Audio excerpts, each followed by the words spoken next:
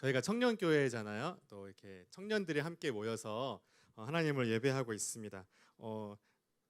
조금 나이가 있으신 청년분도 있을 수 있지만 우리가 청년이라는 게 꼭 신체적인 나이대를 뜻하는 것만은 아니지 않습니까? 우리가 또 우리의 또 마음의 젊음이 있다면 다 청년이라고 우리가 생각할 수 있을 것 같은데요. 생각해 보면 청년들을 묘사할 수 있는 여러 가지 표현들이 있을 것 같아요. 근데 그 중에 제가 오늘 한번 여러분들과 말씀을 나눌 키워드로 생각해 보고 싶은 건 뭐냐면 이 피가 끓다는 거예요. 피가 끓다. 여러분 좀 피가 끓으시는 시간을 안 보내시는 것 같네요. 네.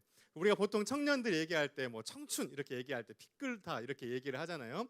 이 사전적 정의를 보면 감정 따위가 격렬하게 북받쳐 오르다 또는 혈기가 왕성하다 이렇게 이야기를 하더라고요. 물론 이 일반적인 피끓음은요, 그 자기의 어떤 이성을 벗어난 절제되지 않는 감성의 영역으로 가버릴 경우 문제가 일어날 수도 있겠죠. 근데 한번 생각해 보면 우리가 그냥 피 끓는 게 아니라 우리 안에 또 우리 교회 안에 이 흐르는 신앙의 혈액 속에서 예수의 피가 끓을 수 있는 공동체, 예수의 피가 끓을 수 있는 청년 제자들이 될 수 있다면 참 우리 안에 하나님께서 놀라운 일들을 이루시지 않을까라는 생각을 한번 가져보게 되었습니다. 그래서 우리가 코로나 이후에 오프라인 예배를 함께 재개해 가면서 청년교회와 또 여러분들과 제가 어떤 예수의 피 끓는 제자로 살아갈 수 있고 또 우리가 속한 이 공동체가 어떤 그런 제자 공동체로서 하나님 앞에 드려질 수 있는지를 이 예수님께서 제자들을 콜링하시는 이 장면을 통하여서 제가 특별히 이 피라는 영어 단어를 몇 가지 키워드를 가지고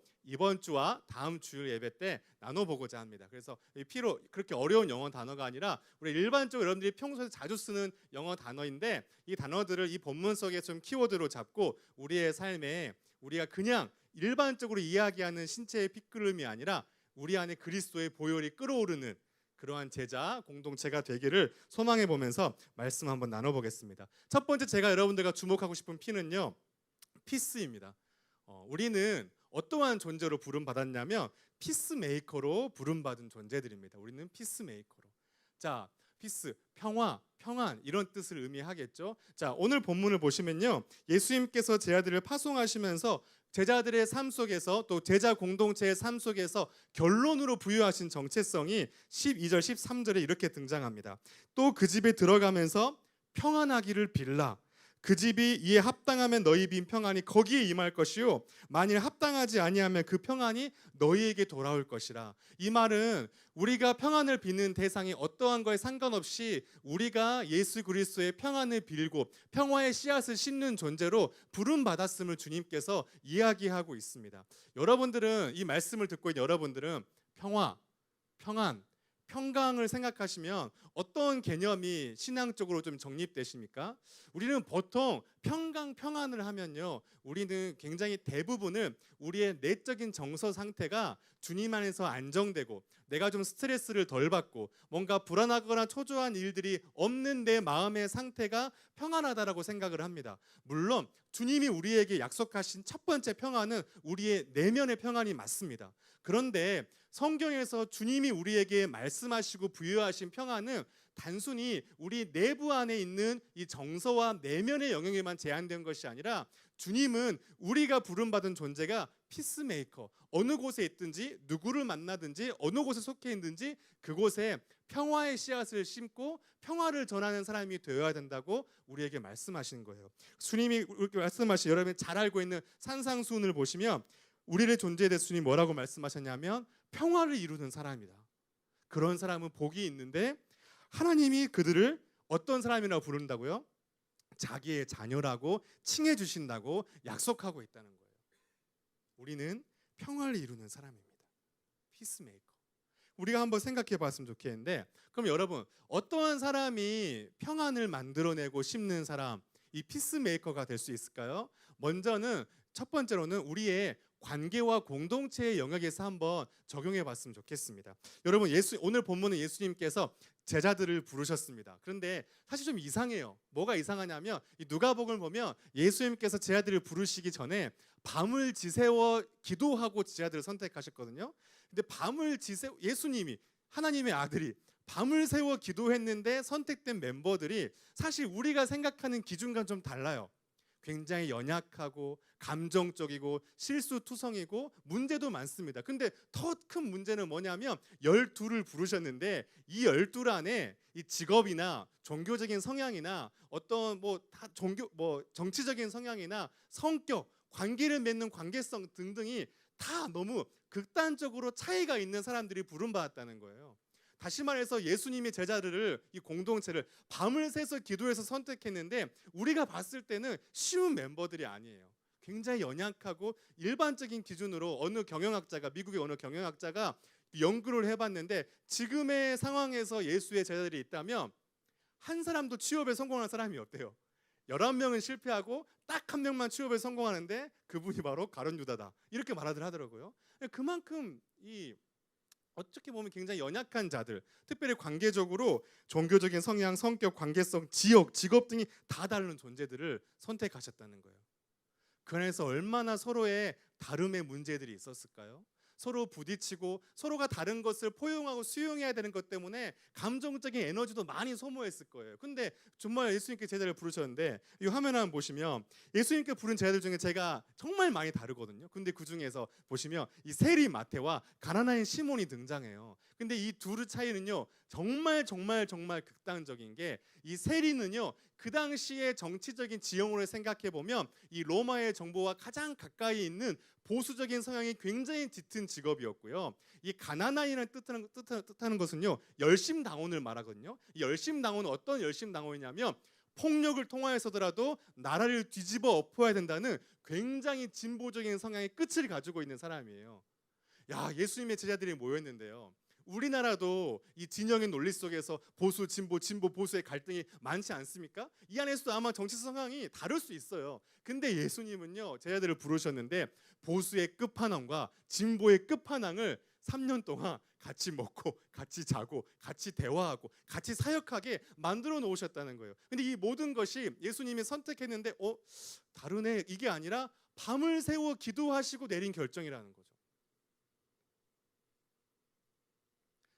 예수님은요, 이렇게 서로의 다름과 차이가 있는 곳 속에서 하나님의 나라가 만들어져 가는 것을, 조금은 느리고 더디고 문제도 많을지라도 하나님의 나라가 점진적으로 나아가고 있는 것들을, 공동체가 든든하게 세워져 가고 있는 것들을 보고 싶으셨던 것 같아요.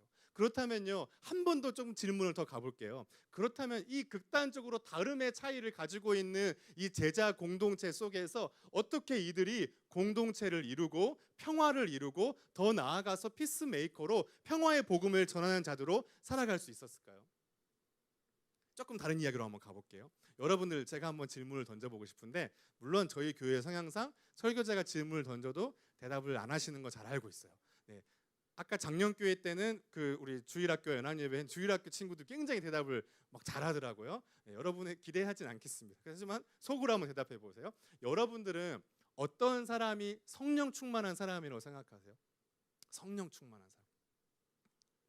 저는 물론 신앙의 터닝 포인트는 대학에서 있었는데, 저는 나름 모태신앙이거든요. 모태신앙으로서 이렇게 살아왔는데, 제가 어렸을 때 생각했을 때 성령 충만하다고 생각하면 저는 어떤 사람이라고 정의했냐면요, 방언으로 기도하는 사람으로 저는 생각했어요. 좀 부럽기도 하고, 뭔가 막 이렇게 기도를 막 이렇게 뜨겁게 하시는 분들을 보면 나는 왜 저렇게 기도하지 못하지? 저분들은 진짜 성령 충만한 사람이구나, 이렇게 생각을 했었어요. 물론 방언으로 기도하시고 은사가 있고 하나님의 그런 카리스마적인 성향을 가지신 분들도 성령으로 충만한 분들이 맞습니다. 하지만 단순히 방언의 은사를 가지고 있거나 특별하게 신앙적으로 카리스마적이거나 탁월한 무언가를 가지고 있는 사람이 꼭 굳이 성령 충만한 사람이라고 정의할 수는 없어요. 그리고 성경에서 성령 충만한 사람이 이런 사람이라고 정의했을 때 가장 처음에 기본적이면서도 가장 신앙의 전제로서 제시하는 것도 무언가 우리 안에 그러한 것들이 아니라 사실 다른 것들이었거든요. 에베소 5장 18절을 보시면 술 취하지 말라, 이는 방탕한 것이니 오직 성령으로 충만함을 받으라고 이야기하면서 술 취함과 성령 충만을 대조하면서 우리에게 주님이 뭘 말씀하시냐면 성령 충만 받으라고 말씀하세요. 근데 주님이 성령 충만 받으라고 말씀하시면서 성령 충만한 사람들의 그 구체적인 실체가 어디서 드러나고 이야기하냐면 시와 찬미와 영적인 노래로 어떻게 하라고요? 서로, 개역 개정에서는 서로 화답하라고 했고요. 쉬운 성경을 보시면 서로 이야기하라고 했어요. 여러분, 성령 충만한 사람이요, 뭔가 대단한 기적을 만들어내고 뭔가 사역을 탁월하게 잘하고 뭔가 굉장한 달란트를 가지고 뭔가 이 사람은 뭔가 방언이나 이런 정말 신비적인 무언가를 가진 사람이 꼭 성령 충만한 사람이 아니라, 성령 충만한 사람의 가장 기본이자 성령 충만한 사람의 가장 구체적인 실체가 드러나야 되는 곳은 사람과 사람의 대화, 관계, 공동체가 첫 번째 출발이라는 거예요. 내가 성령 충만한 삶의 열매, 그 성령의 9가지 열매가, 사실 여러분, 성령의 9가지 열매, 사랑, 희락, 화평, 오래 참음, 이 모든 것이 내 개인의 영역에서 이루어지는 것이 아니라 이 기독교의 사실 모든 진리는 관계와 공동체 안에서 이루어지거든요. 근데 이 모든 것이 이루어져야 되는 그곳에서 열매를 맺는 게 성령 충만한 사람이라는 거예요. 그러면서 사도 바울이 하나 더 마지막에 이 성령 충만함을 이야기하면서 한 번 더 마지막에 설명하는데 이렇게 결론을 맺어요. 그리스도를 뭐함으로? 경외함으로 피차 복종하라는 거예요. 여기서 이 피차 복종하라는 것은 서로가 서로 간에 존중하고 서로를 세워주고 함께 교제하고 교류하고 서로에게 관심을 갖고 애정을 보이는 것뿐만 아니라 함께 속해 있는 이 공동체를 주인의식과 애정을 가지고 섬기는 것을 포괄적으로 포함한 메시지인데요. 근데 중요한 건 뭐냐면 이 성령 충만한 사람이 이 서로의 이야기 속에서 그 열매가 나타나고, 특별히 공동체에서 서로와 이 공동체를 피차 복종하는 것이 성령 충만함의 길인데, 바울은 그러면서 그렇게 성령 충만한 실체가 나타날 수 있는 비밀이 어디 있냐면 그리스도를 경외함이라고 이야기하고 있어요. 여러분, 사실 교회라는 것은 예수 그리스도를 주라 고백하는 자들이 모여있는 공동체 아니겠습니까?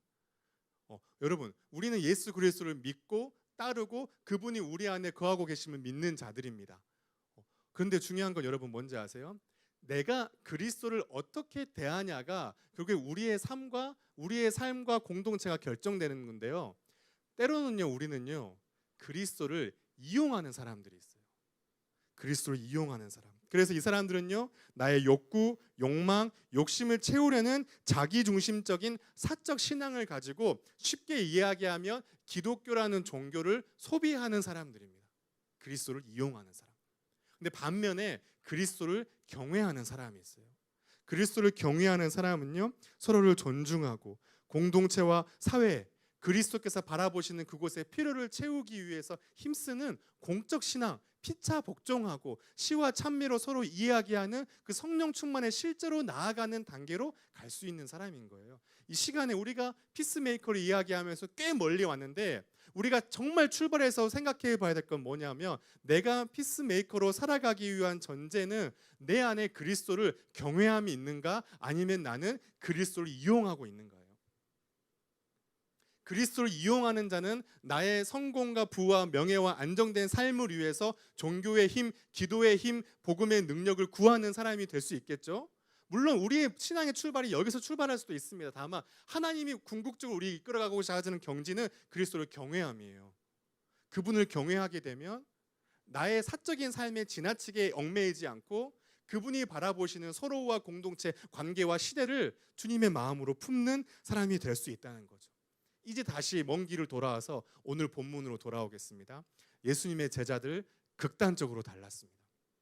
그런데 여러분, 그 극단적인 차이를 극복하고 이들이 공동체로서 사역을 힘있게 감당할 수 있고 평화의 복음을 전할 수 있는 피스메이커가 될 수 있었던 키가 어디 있냐면요, 이들에게는요, 서로의 다름의 차이보다 그리스도를 경외함의 크기가 더 컸기 때문이에요. 서로가 느껴지는 다름의 피로도의 그 크기보다 내가 경험하고 내게 베푸신 그리스도의 은혜가 더 크기 때문에 그만큼 그들은 공동체로 전진할 수 있었다는 거예요. 저는 이런 말을 뭐하지만 그런 공동체는 사실 기대하지 않습니다. 어떤 공동체? 우리 모두가 마음이 100% 하나가 되고 하나도 틀리지 않고 온전하게 막 모든 것이, 어쩌면 이건요, 공동체라기보단 집단일 수 있겠죠. 근데 중요한 건 공동체라는 건 서로의 다름이 존재하는데 그 다름을 함께 가져가는 거잖아요. 근데 그 함께 가져가고 그 공동체 안에서 평안과 평화를 이루는 힘은요, 다름의 차이보다 그리스도의 크기가 더 큰 거예요. 다름 때문에 느껴지는 갈등과 이 미움과 이 감정의 소모의 에너지보다 내게 존재하시고 이곳에 존재하시는 그리스도의 은혜의 크기가 더 큰 거예요. 다시 말해서 그리스도를 경외함의 크기가 더 크게 되면 우리는 그 차이만큼 힘있게 피스메이커로 전진할 수 있다는 거예요. 그렇기 때문에 우리가 이 공동체 안에서 평화를 이루고 피스메이커로 살아가기 위해서 우리가 먼저 붙들어야 될 우리의 진리는 뭐냐면, 주님, 제가 그리스도를 이용하는 자가 아니라 그리스도를 경외하는 자이기를 원합니다. 거기서 시작된다는 거죠. 한 가지만 더 이야기하고 다음 P로 넘어가겠습니다. 여러분, 그래서 피스메이커가 좀 되고 싶으십니까? 네, 되고 싶으시죠? 저도 되고 싶어요. 저도 너무 제 안에 인격과 성품이 부족하기 때문에 저도 너무 되고 싶은데요. 근데 여러분, 이 피스메이커가 사실 또 다른 피스메이커가 될 수 있다는 거 혹시 한번 생각해 봤으면 좋겠어요. 약간 영어 발음 말장난일 수 있는데 두 가지 피스가 있을 수 있겠죠. 첫 번째 피스는 어떤 피스죠? 평화를 만들어내는 사람이죠. 두 번째 피스는 어떤 뜻이죠? 조강을 낸다는 거잖아요. 여러분, 우리는요, 공동체 안의 관계 속에서 평화를 만들어낼 수 있는 사람일 수도 있고 공동체나 관계를 조각낼 수도 있는 사람이에요. 근데 문제는 뭔지 아세요? 그 두 개가 다 제 안에, 여러분 안에 존재해요. 다 존재해요입니다, 여러분. 근데 내 안에 이 두 번째 조각내는 피스메이커가 아니라 평화를 이루는 피스메이커가 되는 힘은요, 내 안에 그리스도를 경외함, 그것밖에 없는 거예요. 우리가 그리스도를 경외함으로 이 공동체가 주 안에서 관계 속에서 평화와 화평과 이것을 누리고 그만큼 또 세상을 향해 흘러가게 되기를 간절히 소망합니다. 옆 사람 좀 바라보시면, 좀 멀리 있더라도 한번 인사해 볼까요? 당신은 피스메이커입니다. 한번 인사해 보시겠습니다.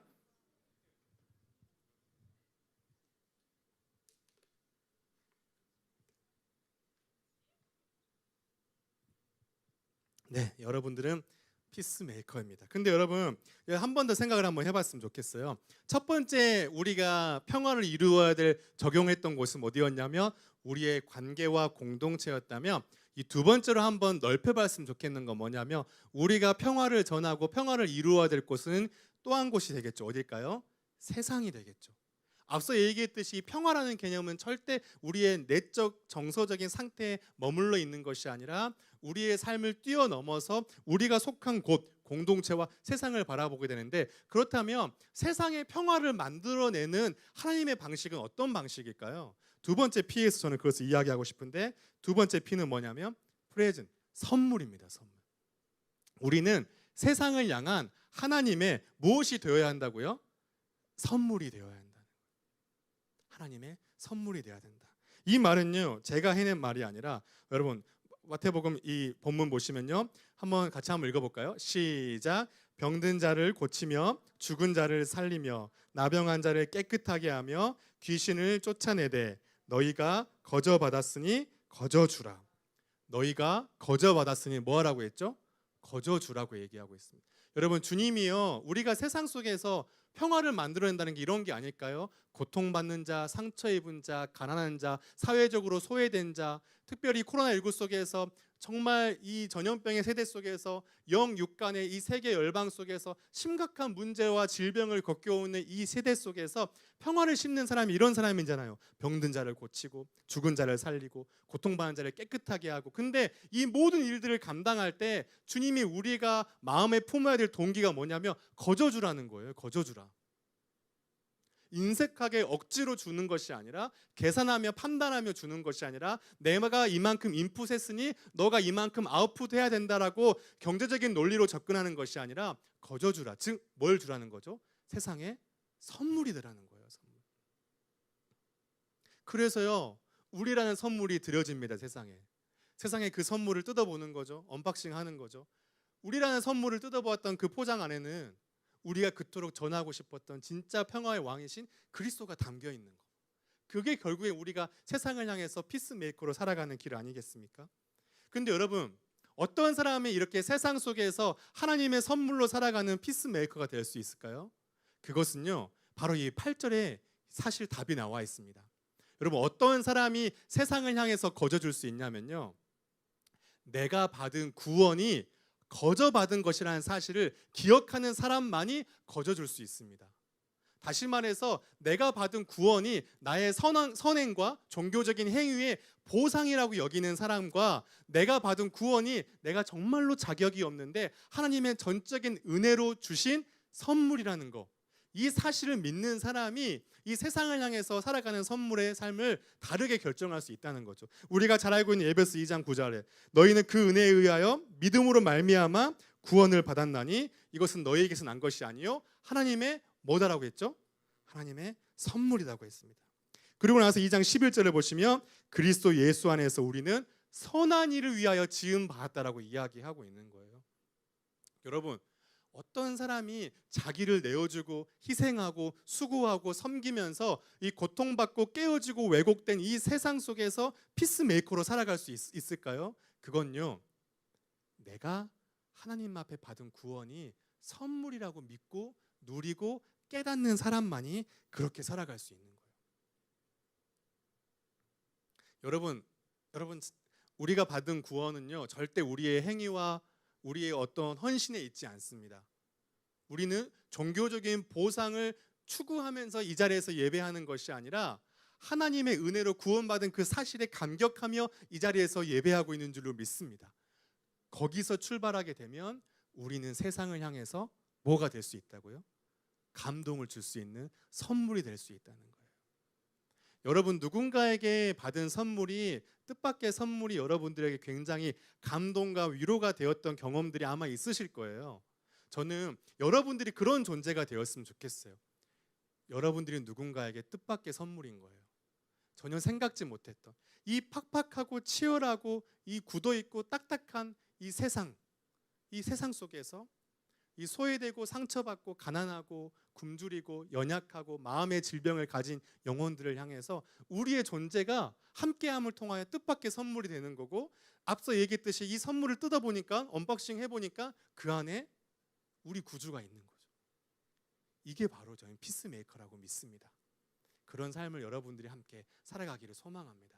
여러분들, 오늘 본문은요, 굉장히 중요한 예수님께서 대조를 보이시는데요. 화면 한번 보시면요, 마태복음 10장 1절에 보시면 예수께서 12 제자를 부르셨다고 얘기하고 있죠. 그러고 나서 5절에 보시면 그 12를 내보냈다고 얘기하고 있어요. 여러분, 우리의 신앙의 균형이 사실 여기에 있어야 돼요. 우리는요, 부름받은 존재이지만 보냄받은 자들입니다. 근데 우리의 모든 신앙의 에너지와 생각이 이 부름받은 거로 고정되어 있다면 사실 피스메이커로 살아가는 삶이 너무 한정되어 있는 것 같아요. 주님은 우리가 세상으로부터 부름받았지만 다시 우리가 그곳으로 보내줘야 된다는 것을 우리에게 말씀하시는 거예요. 저는 여러분들이 이 주일 예배가 끝날 때마다 피스메이커가 돼서 평화의 복음을 가지고 하나님의 선물이 되어서 여러분이 가게 되는 그곳, 사실 쉽지는 않죠. 마음에 결단하고 오늘 기도 한번 찐하게 했다고 해서 그 환경이 달라지진 않죠. 그렇지만 뜻밖의 선물이 돼서 세상을 향해서 드려지게 된다 보면 결국엔 세상이 복음으로 물들게 되고 하나님의 평화가 이 세상에, 하나님의 샬롬이 이 세상에 가득하게 될 것을 저는 믿습니다. 그날에 여러분들이 함께 나아갔으면 좋겠습니다. 마지막 한 가지 P를 좀 보고 마치겠습니다. 그리고 다음 주도 이어서 이 P라는 좀 키워드를 가지고 이야기를 해봤으면 좋겠는데, 오늘 본문에 이 병행 본문인 마가복음 상장 보시면 예수님께서 제자들을 부르실 때 그 앞에 전제되었던 말씀들 좀 나오고 있습니다. 자, 마가복음 3장 13절 15절인데요. 같이 한번 읽어주시겠어요? 시작.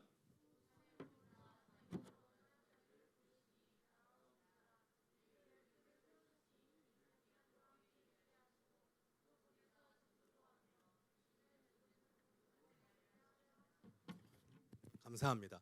예수님이 이 12명의 제자들을 부르셨는데 그 부르심 앞에 예수님의 고백과 마음이 담겨 있어요. 뭐라고 말씀하셨냐면 자기가 원하는 자들을 불렀다는 거예요. 자기가 원하는 자들을 불러서 세웠는데 자기와 함께 있게 하시고 보내사 전도도 하고 권능도 주셨다라고 이야기하고 있습니다. 저는 오늘 여기서 마지막으로 이 P를 좀 이야기하고 싶은 건 뭐냐면요, 자기와 함께 있게 하시고예요. 여러분들은 이 자기와 함께 있게 하시고를 어떻게 해석하고 어떻게 이렇게 받아들이시나요? 이렇게 보편적으로 이 구절을 설교하시는 많은 분들, 또 저도 그렇게 설교를 했었는데 무엇을 이야기하냐면 전도와 권능을 가지고 세상을 섬기는 것보다 그 앞에 있는 것이 자기와 함께 있는 것이기 때문에 우리의 신앙에서 가장 중요한 것은 하나님과 교제하는 거다. 하나님과 동행하는 거다. 그래서 우리가 사역보다 무엇보다 내가 넘어지지 않기 위해서는 예배와 교제, 말씀이 필요하다. 보통 이렇게 많이들 설교를 하십니다. 물론 이거는 100% 진리고 저도 그렇게 설교를 했습니다. 그런데 어느 날 제가 이 말씀을 묵상하다가 이런 생각을 한번 가져봤어요. 예수님이 자기와 함께 있게 하시려고 제 아들을 부르셨는데, 우리를 부르셨는데, 생각해 보니까 우리가 이 말씀을 너무 우리 편에서만 해석하고 있다는 생각을 가져보게 된 거예요.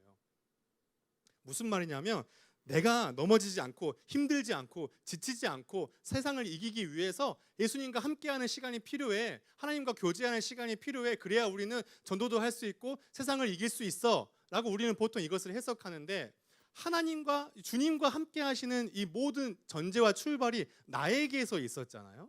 근데 사실 이 본문을 제가 묵상을 하다 보니까 자기와 함께 있게 하시고의 주체는요, 예수님인 거예요. 다시 말해서 예수님이, 우리가 예수가 필요해서 예수와 함께하는 시간이 필요한 것도 맞는데 이 본문의 주어는 예수잖아요. 예수가 우리와 함께 있고 싶으셔서 우리를 불렀다는 거예요. 저는 여기서 조금 오늘 다르게 한번 묵상해 봤으면 좋겠어요. 내 편에서 예수와 함께하는 것이 필요한 삶을 조금 넘어서서요, 이 본문에서 우리를 부르고 있는 예수가요, 우리가 함께하고 있는 것을 원하셔서 우리를 제자로 불렀다는 거예요. 자기가 원하셔서. 여러분, 예수님은요, 자신의 이 공생의 사역을 감당해 가시면서 자기와 함께 이 일을 하기를 원하고 함께 동역하고 공감하고 예수님의 마음속으로 초청되어서 세상을 바꿔내가는 이 일을 함께 해나가는 이 일에 우리를 함께 하고 싶으셔서 불렀어요. 원하셔서 불렀어요. 다시 말해서 우리 편에서 예수님이 필요해서 예수님과 함께하는 것도 맞는데 이 본문에서 우리를 진짜 필요로 했던 거는 예수였어요. 그것은 예수님의 능력이 부족해서가 아니라 예수님께서 하나님의 나라를 만들어가는 그 일에 사랑하는 우리와 함께하고 싶으셨던 거죠. 근데 저는 오늘 그러면서 이 함께 있다의 주체가 우리에서 예수님으로 한번 바꿔봤을 때, 그렇다면 우리는 예수와 함께하고 있었나?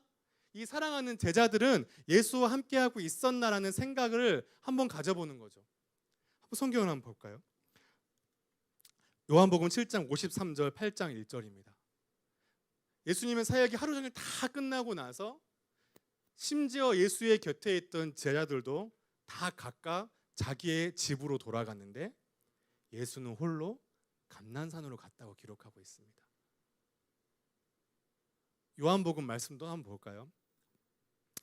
오병이어 사건이 일어나고 나서, 기적이 일어나고 나서 수많은 사람들이 놀라고 예수님을 정치적인 메시아로 내세우려고 할 때 예수님은 자신이 이 일을 위해서 온 것이 아니기 때문에 그 자리를 피하셨어요. 그런데 예수님 뭐라고 말씀하시죠? 사람들이, 심지어 제자들도 억지로 붙들어서 임금으로 세우려고 할 때 예수는 혼자 산으로 가셨다고 이야기하고 있어요. 제가 그러면서 성경을 한번 찾아봤거든요. 이 복음서를 보니까 이 많은 사건 속에서 제자들은 결국엔 자기의 집이나 자기의 형편으로 가고 예수는 그 밤에 홀로 산으로 가는 경우들이 너무너무 많더라고요. 예수는 분명히 자기와 함께 있고 싶으셔서 우리를 불렀는데 우리는 정작 어쩌면 예수님이 가장 우리를 필요할 때 그 옆에 없는 존재는 아니었나라는 생각을 해보는 거죠. 여러분, 성경에도 이런 말씀이 있어요. 예수께서 이르시되 여우도 굴이 있고 공중에서도 거처가 있으되 인자는 뭐 둘 곳이 없도다? 머리 둘 곳이 없도다.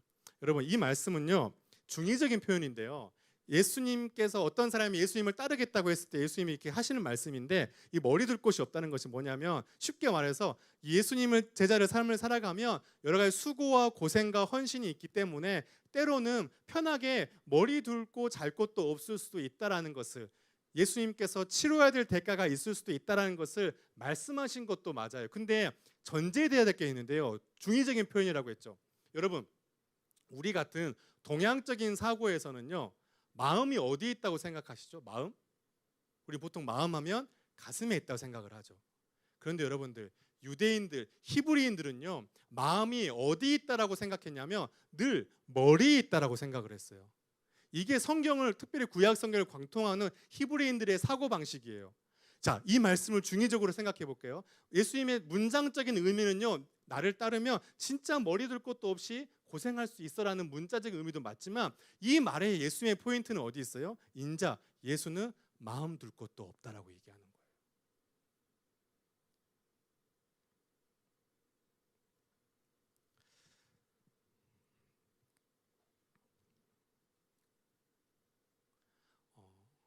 우리가 삶을 살아가다 보면 외로움을 느낄 때가 있잖아요.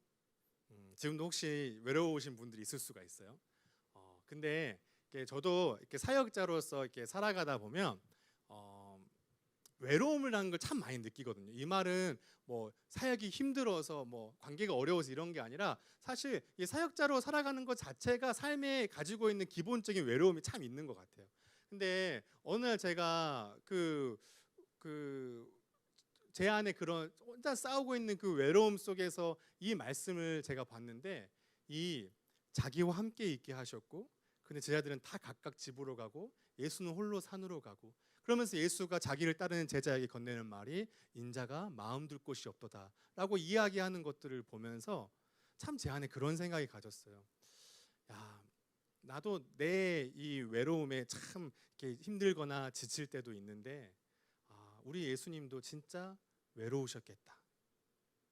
그러면 제 안에 내렸던 고백이 뭐였냐면, 내가 사역을 어마어마하게 잘해서 숫자적으로 엄청 부흥을 막 시키고 막 이렇게 되면 좋지만 내가 그런 사람이 이렇게 안 될지라도 내가 평생 살아가면서 예수님을 좀 덜 외롭게 해드리는 제자이고 싶다라는 마음을 좀 가졌어요.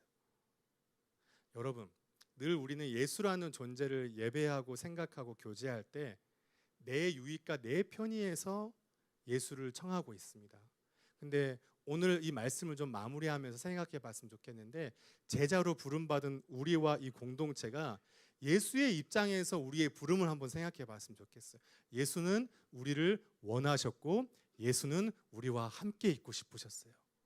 예수님의 그 지독하게 외롭고 고통스러운 그 고난의 길, 좁은 길, 십자가의 길을 어쩌면 하나님의 아들이자 인간이신 예수는 우리와 함께 걷기를 원하셨던 것 같아요. 그리고 물론 지금 예수님은 하늘 우편에서 승리자로 앉아 계시지만, 이 땅 속에서 이 땅을 바라보시면서 예수님의 마음에 공감하고 예수님의 편에 서고 예수님을 위해 살고 예수님을 사랑함으로 고백하는 그런 예수님을 덜 외롭게 해드리는 그런 제자를 찾고 계시지 않을까라는 묵상을 좀 해보았습니다. 저와 여러분들이 좀 예수를 덜 외롭게 해드리는, 이 시대에 많은 우리의 기도와 예배의 목적이 우리를 위한 것이 아니라, 적어도 푸른나무 청년교회만큼은 작고 연약하고 보잘것없다 할지라도 정말 예수님의 마음을 가장 두드리고 감동시키고 예수님 마음을 시원케 하고, 그래서 그분의 마음이 가장 이곳을 주목하여 보게 만드는 그런 교회, 그런 제자가 될 수 있지 않을까. 그런 제자가 결국에 예수의 피가 끓는 그런 제자가 아닐까라는 생각을 가져보게 됩니다. 그래서 마지막 P는요, 파트너예요. 예수를 외롭게 하지 않는 것. 예수를 외롭게 하지 않는 것. 왜냐하면요, 여러분, 마태복음 10장에서 예수님이 제자로 부르시기 전에 9장을 마지막을 보면 예수님께서 그 마음에 이 땅의 영혼들과 어그러진 세상을 보면서 창자가 뒤틀릴 정도로 고통받으셨다고 이야기하고 나서 제자들을 부르세요. 예수님 우리를 부른 건요, 우리를 써먹기 위해서가 아니라 그 마음속으로 초청하는 거예요. 그 마음으로 초청된 우리가, 물론 신이시며 하나님의 아들이신 예수는 그런 인간적으로 우리가 느끼는 유약한 외로움을 느끼지는 않으셨겠지만 그분이 삶을 살아가면서 느꼈던 그 외로움에 함께 할 수 있는 그런 제자들이 되기를 간절히 소망합니다. 말씀을 좀 마치고 나아갔으면 좋겠습니다. 오늘 본문에 마태복음과 마가복음을 봤는데요. 마가복음 14장에 이런 이야기가 나옵니다. 우리 같이 한번 읽어보실까요? 시작.